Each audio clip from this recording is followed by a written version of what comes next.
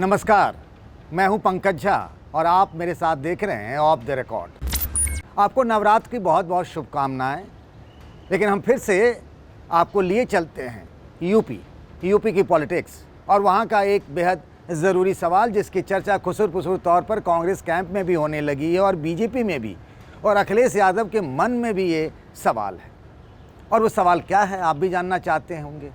वो सवाल ये है कि क्या बीजेपी किसी रणनीति के तहत प्रियंका गांधी को आगे कर अखिलेश यादव को कमज़ोर करना चाहती है। लगता कुछ ऐसा ही है और इसके पीछे तमाम तरह के तर्क भी दिए जा रहे हैं। हो सकता है ये महज संयोग हो और हो सकता है ये रणनीति भी हो।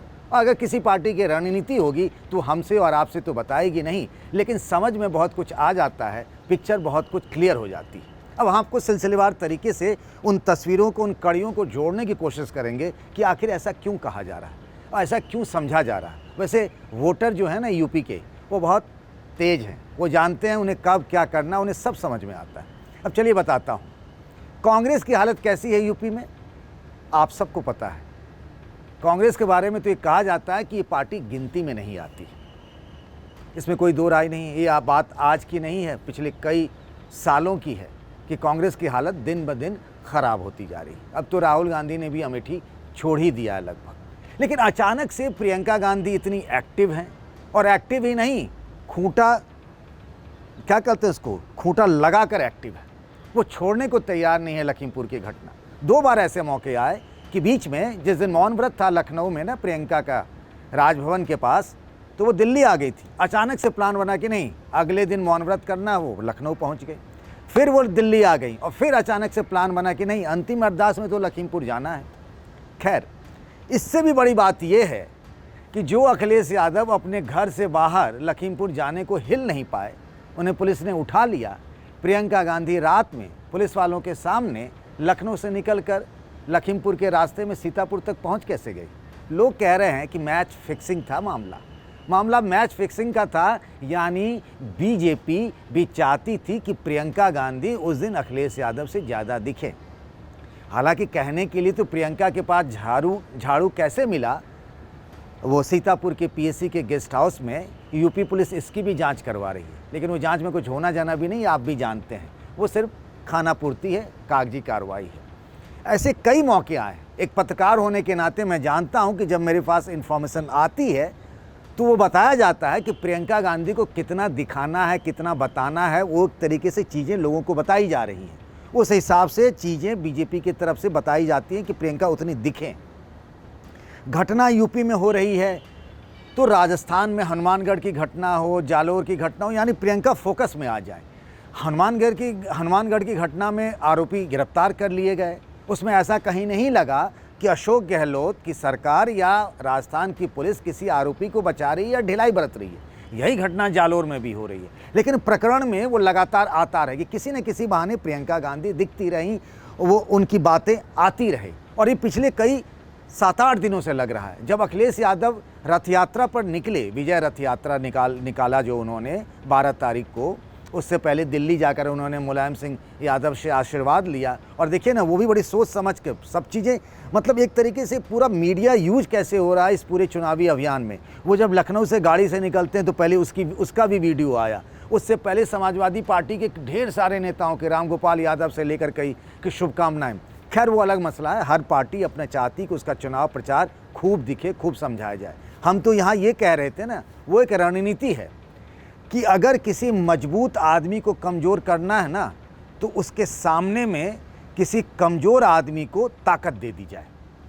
तो लगता है कुछ यही रणनीति बीजेपी की है। बीजेपी को लगता है कि अगर अखिलेश यादव बनाम योगी आदित्यनाथ हुआ तो फिर मुकाबला हो सकता है। हालांकि बीजेपी ऐसा कहती नहीं, वो तो कह रही है कि भाई 350 सीटें हम आ जाएंगे। मुझे याद आ रहा लालू यादव, थोड़ा भटकती हुई कहानी है कि 2010 का विधानसभा चुनाव था और लालू यादव कहते थे कि मैं 2/3 बहुमत से सरकार बनाऊंगा। रिजल्ट आया तो वही हुआ कि नील बटे सन्नाटा जैसी उनकी हालत थी आरजेडी की। मैंने पूछा लालू जी से कि लालू जी, आप तो दावा कर रहे थे कि 2/3 बहुमत मिलेगी आरजेडी को, तो बोले कि क्या कोई चुनाव में ये कहने जाता है कि हम हार रहे हैं, सब ऐसे ही कहता है। तो बीजेपी कह रही है 350। बीजेपी बंगाल में भी कहती थी। चलिए, वो मुद्दा अलग है। हम यहाँ बात कर रहे थे कि क्या ये एक स्ट्रेटजी है कि प्रियंका गांधी को एक मजबूत नेता के तौर पर दिखाया जाए, वो कांग्रेस पार्टी जिसका कोई जनाधार नहीं है, संगठन भी नहीं है। अगर संगठन होता तो जिस दिन प्रियंका ने झाड़ू लगाया और उसके बाद ये कहा गया कि अगले दिन सभी ज़िलों में कांग्रेस के कार्यकर्ता झाड़ू लगाएंगे, आपको कोई तस्वीर दिखी क्या बनारस के अलावा? मुझे तो नहीं दिखी थी, कहीं इक्का दुक्का दिख गई होगी। क्योंकि वो अगर कुछ करती भी है ना तो संगठन उसको आगे ले जाता है, जैसे बीजेपी में होता है, कोई प्लान बनता है तो संगठन उसको बूथ तक ले जाता है। प्रियंका गांधी के यहाँ कांग्रेस में हालत ये है कि बूथ की छोड़िए, ज़िला संगठन की भी हालत बहुत लचर है। तो उस संगठन की अगुवाई करने वाली कांग्रेस महासचिव और यूपी के प्रभारी प्रियंका गांधी हमेशा टीवी पर, अखबार में, सोशल मीडिया में लगातार छाई हुई है। जिस दिन वो निकली लखीमपुर के लिए अंतिम अरदास में, उसी दिन विजय यात्रा थी अखिलेश यादव की और आमने सामने का था। जिस वक्त उनका शुरू हो रहा था उसी वक्त अंतिम अरदास में पहुंच गई। तो ये जो हेडलाइन में कौन रहेगा, उस हेडलाइन का नुकसान अखिलेश यादव को प्रियंका गांधी की वजह से हो रहा है। और ये ऐसी क्यों कोशिश की जा रही है? हालांकि कांग्रेस के लोग तर्क देते हैं कि अगर कांग्रेस मजबूत हुआ तो नुकसान बीजेपी को भी हो जाएगा। कांग्रेस को ब्राह्मण वोट करते रहे हैं, वो ब्राह्मण अगर वोट कर गए कांग्रेस को तो बीजेपी को भी नुकसान हो जाएगा। मुसलमान कांग्रेस को वोट दे देंगे तो फ़ायदा बीजेपी को हो जाएगा। वो कांग्रेस के पक्ष में, प्रियंका के पक्ष में कांग्रेस के कार्यकर्ता दलील दे रहे हैं। अब कांग्रेस ब्राह्मणों के बारे में क्या कहा जाता है कि जो पार्टी जीत रही होती है उसके साथ ब्राह्मण चले जाते रहे। पिछले 3-4 यूपी चुनावों से ऐसा ही होता रहा। तो कोई ब्राह्मण बेवकूफ़ होगा कि उन्हें कांग्रेस पार्टी जीतती हुई दिख रही यूपी चुनाव में, ब्राह्मण को वोट दे देगा। और कोई मुस्लिम के बारे में ये परसेप्शन है कि वो बीजेपी को हराने के लिए वोट करते हैं। तो कौन सी ऐसी सीट है अगर एक दो को छोड़ दें कि वो कांग्रेस को वोट करने चले जाएंगे? तो ये तर्क वैसे भी बहुत रहा है, इसमें कोई दम नहीं है कांग्रेस की। अब क्या है कि बीएसपी कमज़ोर होती जा रही, इसमें कोई दो राय नहीं है। पिछली बार भी देखें तो जो बार बार कहा जा रहा है कि दोनों का 20% के आसपास वोट शेयर है समाजवादी पार्टी और बीएसपी का पिछले विधानसभा चुनाव में, वो ये बताना भूल जाते हैं कि समाजवादी पार्टी उस वक्त ना 303 सीटों पर ही लड़ी थी, 100 सीटों पर कांग्रेस लड़ी थी। तो कांग्रेस को अगर 6% वोट मिले हैं तो जाहिर सी बात है कि समाजवादी पार्टी का वोट शेयर तो कम हो जाएगा। दोनों का मिल के जोड़ेंगे ना आप, तो उस हिसाब से तो 22 और 6 28 हो जाता है। तो लोग उस तरीके से समाजवादी पार्टी को कमज़ोर करके बताने की कोशिश ये है कि कहीं से भी मुकाबला बाईपोलर ना लगे, मतलब अखिलेश बनाम बीजेपी, और इसमें फ़ायदा बीजेपी को होगा। क्योंकि अगर ये लगने लगेगा कि अखिलेश यादव ही बीजेपी को टक्कर दे सकते हैं, तो जैसा बंगाल में हुआ, जिस बात की चर्चा है और कहा जा रहा है कि मुस्लिम जो हैं कंसोलिडेट हो जाएंगे, मतलब वोटों का बंटवारा नहीं होगा मुसलमानों का। अब सोचिए ना, बंगाल में कांग्रेस के 44 विधायक हुआ करते थे इससे पहले के विधानसभा में चुनाव में, लेकिन इस बार तो खाता भी नहीं खुला, सबकी जमानत जब्त हो गई। जबकि देखिए वहाँ कितनी कितनी बड़ी रैलियाँ हुई थी, लेफ्ट ने भी कराए, फुरफुरा शरीफ वालों ने कुछ नहीं। चलिए हम यूपी चले आते हैं, तो वो मुस्लिम वोट कंसोलिडेट हो जाएगा तो 19-20% मुसलमान हो जाएंगे, 10% यादव हो जाएगा। एंटी बीजेपी वोटों का अगर बंटवारा कम होगा, अगर कांग्रेस मजबूत लड़ती हुई नहीं दिखती है, वैसे भी नहीं दिख रही है मुझे, बीएसपी कमज़ोर होगी तो एंटी बीजेपी वोट भी मोटे तौर पर समाजवादी पार्टी को जाएंगे। और जैसे हाल फिलहाल में कई नेता, वो कांग्रेस से भी और बीएसपी से भी, और ये वो नेता हैं जो अपने अपने इलाके में मजबूत नेता माने जाते हैं। जैसे अभी कांग्रेस के राजा रामपाल जो हैं वो चले आए कहाँ, समाजवादी पार्टी में। राम अचल राजभर बीएसपी के नेता हैं, वो चले आए समाजवादी पार्टी में। लालजी वर्मा चले आए समाजवादी पार्टी में। अगर ऐसे 100-50 नेता आ जाते हैं जिनके पास अपना 25,000-40,000 वोट है, तो उनकी जीत की गारंटी है ना। तो फिर ऐसे हालात में क्या हो जाता है ना कि एंटी बीजेपी वोट कंसोलिडेट होगा और मुस्लिम वोटों का बंटवारा नहीं होगा। फ़ायदा किसका होगा? एडवांटेज अखिलेश यादव का।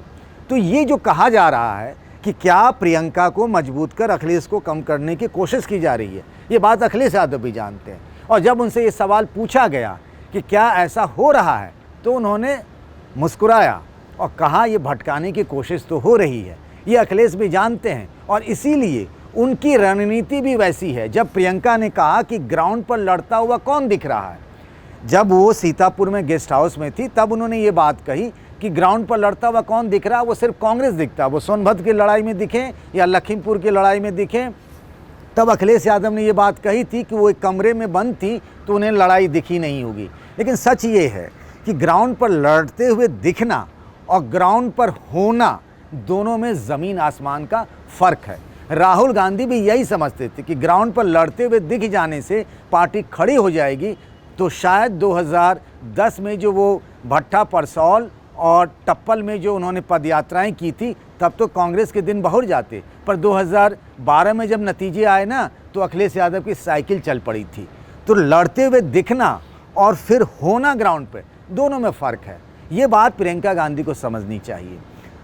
दूसरी बात क्या है कि अखिलेश यादव अब प्रियंका से इस लड़ाई में लड़ते हुए दिखना नहीं चाहते। उन्हें लग रहा है कि मैं तो ये चक्रव्यूह में कहीं फंस जाऊंगा, इस गेम में फंस जाऊंगा जो गेम बीजेपी की है। इसीलिए अब जब भी प्रियंका गांधी को लेकर अखिलेश यादव से सवाल होते हैं, तो वो अब बचकर निकलने की कोशिश करते, क्योंकि जब भी इस सवाल का जवाब मिलेगा, हेडलाइन वही होगा और नुकसान सीधे सीधे अखिलेश यादव का होगा। जो अखिलेश यादव और प्रियंका गांधी दोनों के रिश्ते बहुत अच्छे हुआ करते थे। मैं जानता हूं कि फ़ोन पर बातें होती थी और कई बार दोनों की आपसी बातचीत से मसले भी सुलझे हैं, जैसे कि पिछले विधानसभा चुनाव में टिकटों के बंटवारे को लेकर भी दोनों ही पार्टियां यानी कांग्रेस और समाजवादी पार्टी पिछले विधानसभा चुनाव में साथ साथ लड़ी थी। तो इस बार बीजेपी की जो कोशिश है कि प्रियंका को आगे करो तो अखिलेश कमज़ोर हो जाएंगे और पीछे दिखेंगे। अब ये चुनाव में ये रणनीति का फ़ायदा मिलता है या नहीं मिलता है, लेकिन मुझे लगता है कि जनता जो है ना, पब्लिक, वो सब जानती है। आज के लिए बस इतना ही। अगले मुद्दे पर फिर हम आपसे रूबरू होंगे।